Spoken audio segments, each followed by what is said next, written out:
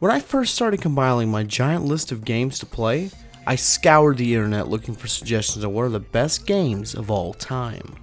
I found plenty of suggestions on games in the 3rd generation and up, but nothing on the 1st generation. I had to do immense research, and because of that, as well as with VG 101, I feel like I've become an authority on the 1st generation. That's why I'm making this list, for you all to know exactly what games to play if you want to start playing video games from the very beginning. This is the top 5 games of the 1st generation. During the 1st generation of video games, graphics were not a central part of gaming and borderline were not necessary. Imagine a time where all you needed to see in a game were words on a screen. Enter text adventures. Text adventures existed in many shapes and forms since the 1960s, but in 1976 they were revolutionized and streamlined with Colossal Cave Adventure. Colossal Cave Adventure, later shortened to just Adventure, took place in, well, a cave system. The player would have to explore this cave system while searching for various treasures, solving puzzles with items found along the way. You would control your player with 1 or 2 word commands such as go east and wave rod. The game comes off as simple, but the puzzles as well as trying to figure out the right command can become incredibly complicated. That's why it's number 5 on this list. While it is a high quality text adventures aren't for everybody. In fact, I don't really like text adventures. Maybe I just don't have the right imagination, but constantly guessing at what I'm supposed to do with no visual hints can get rather frustrating. However, it is worth playing as it reached membership in the Video Game Hall of Fame in 2019 and is available to play for free online. While text adventures that require you to rely entirely on your imagination may be hard to get into, there are other text adventures that will give you your options as you go, kind of like a choose-your-own-adventure novel. In 1971, the Oregon Trail was developed for the HP 2100 minicomputer and helped change how we view education with games. I appreciate the 1st generation of video games were primarily created for educational purposes. Well, the Oregon Trail, as well as its future iterations, really hammer this point home. While the future iterations, like the Apple II version, were always widely distributed, that's not the version I'm associating with this list. You see, before the game had graphics, it was entirely text-based. In fact, the HP 2100 was connected to a teleprinter, so the choices you made and what would happen next would actually come out on a piece of paper.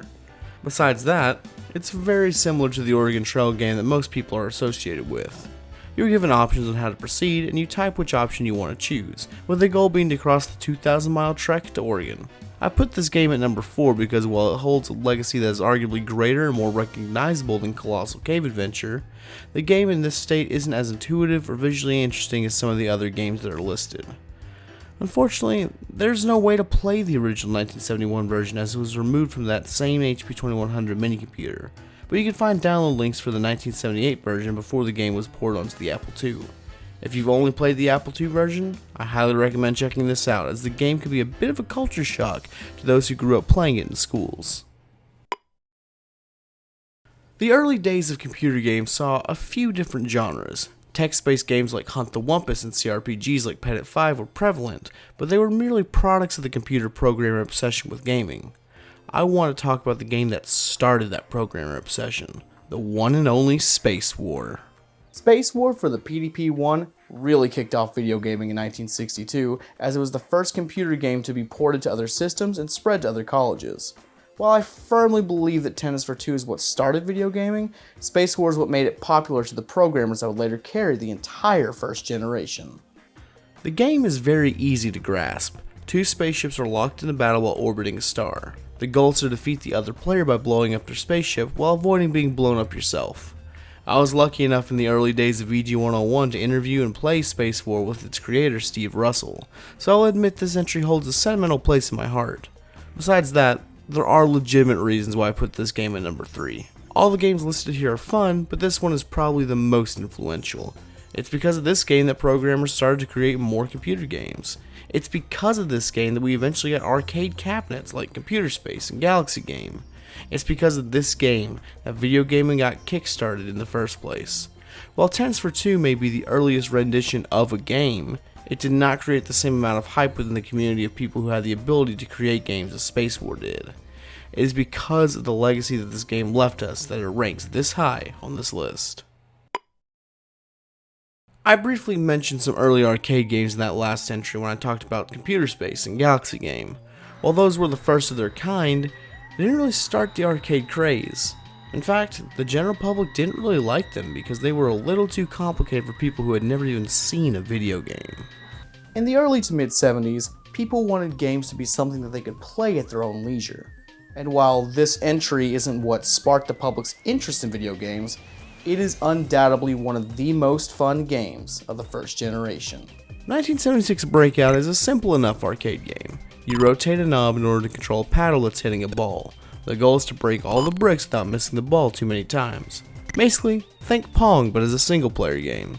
This is one of my personal favorite games of this generation, and ranks number 2 because of how addicting this game can be.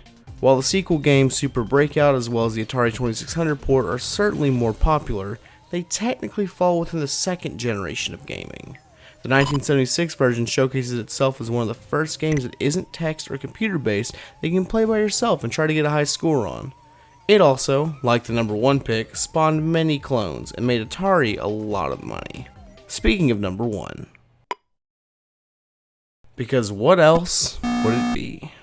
Often mistaken as the first video game, Pong is the first game to be widely loved by the general public and become a pop culture phenomenon. The first game in history to be inducted into the World Video Game Hall of Fame, Pong is what created the gaming landscape as we know it today. Pong is the reason why video gaming became a mainstream craze. Releasing as an arcade cabinet in 1972, Pong, while not the first arcade game, started the arcade obsession for many people of the time. Made for 2 players, you compete against your friends bouncing a ball back and forth between 2 paddles, trying to get the ball past each other. The game was such a success that many people look back on it fondly and even consider it the first of its kind. It also spawned so many clones that Pong clones are its own genre of game. Hundreds of cloned cabinets and dozens of cloned home consoles basically overtook the entire market when discussing the first generation of video games.